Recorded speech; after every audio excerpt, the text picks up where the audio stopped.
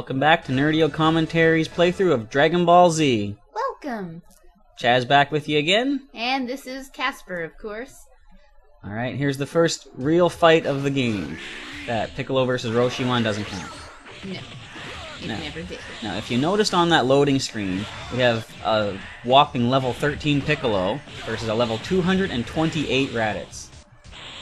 So there's no discrepancies there at all. No way. Great. Basically, this is a fight you're not intended to win. Some of these fights you don't have to win to advance the storyline. Some you are actually supposed to lose, but if you do beat a character in a fight who was supposed to be unbeatable, it unlocks something special.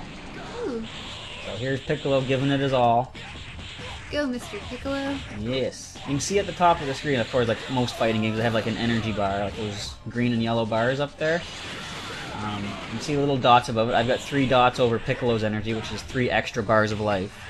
I've got Raditz down to 2 left. Which is fairly decent for a few hundred different level differences. Oh yeah. Yeah, like the way the levels go, you can equip, like you saw in the first part, you can give them like an attack power-up, defense, key, stuff like that. And the higher the power-up, like if it's a +5, that gives you +5 to your level count. So Raditz basically at level 228, he's got like like 20 for most of his stuff. Alright, poor little Piccolo only has +1, but look at that! He's down! Piccolo won with the light grenade, which he really isn't supposed to know till he fuses with Kami, but... Well, we'll ignore that. Yeah, you'll notice a lot of continuity errors in this playthrough. But games don't usually mirror the series exactly, so we can ignore that. Yeah.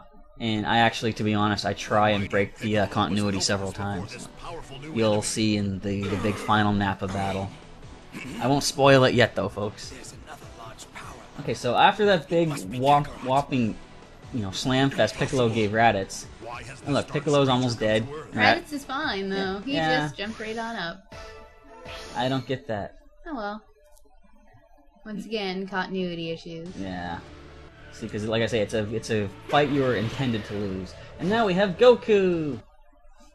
You would think he would be the first person you start with in the game, but no. Well, doesn't it start with, well, Piccolo's there in Look at the beginning. 10,000 random dollars on the street. Huh, sweet. I wish I could find 10,000 random dollars. Or don't they use Zenny? Yeah, Zenny. Well, I'm assuming it's worth roughly the same. Yeah, we'll call them Z dollars. Well, actually, I think Zenny would translate more to yen, so 10,000 yen would probably be, I don't really know, but... Oh, I get it. Instead of yen, where it's Dragon Ball Z, Zenny. There you go.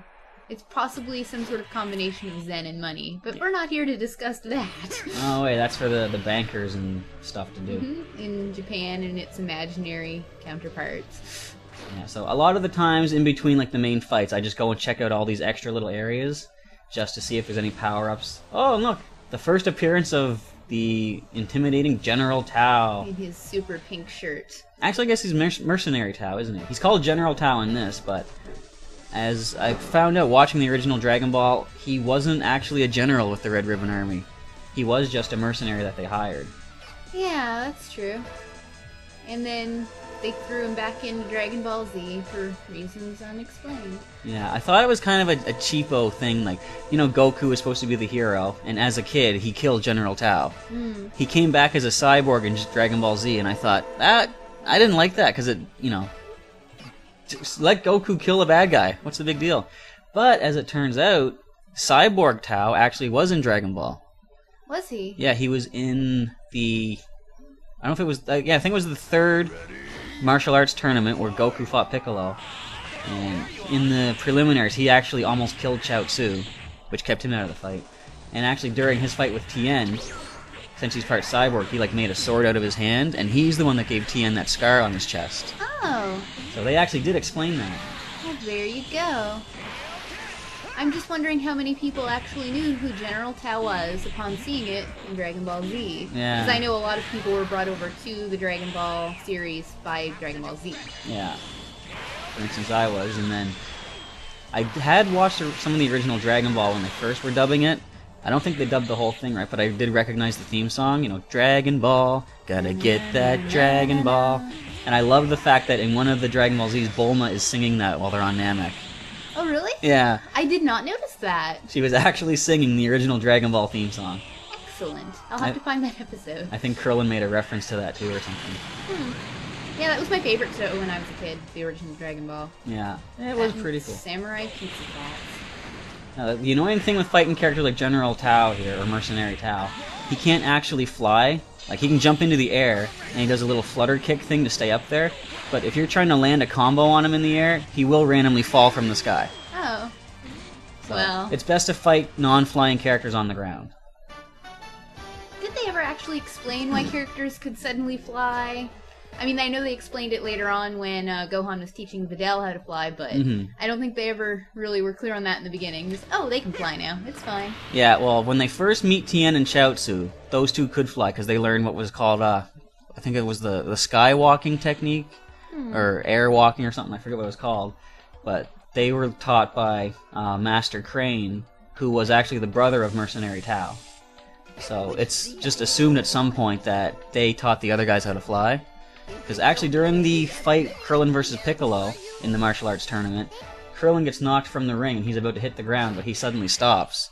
And he says something like, "I'm glad Tien taught me how to fly." Oh. So, that was actually one of the best fights ever, because like Krillin, you know Krillin's not going to win, but he actually has Piccolo on the ropes a couple times. Well. So if you haven't seen it, go watch that. There you go. But just watch our commentary first and then go. Of course. This is more important than that. Okay, We're commenting. Yeah. So on the map, like I say, there's all those dots you can go to. The yellow dots are all optional, but a red dot is a story event. So if you just want to speed right through the story as much as you can, just go for all the red dots. And here's the big showdown, Raditz versus Goku.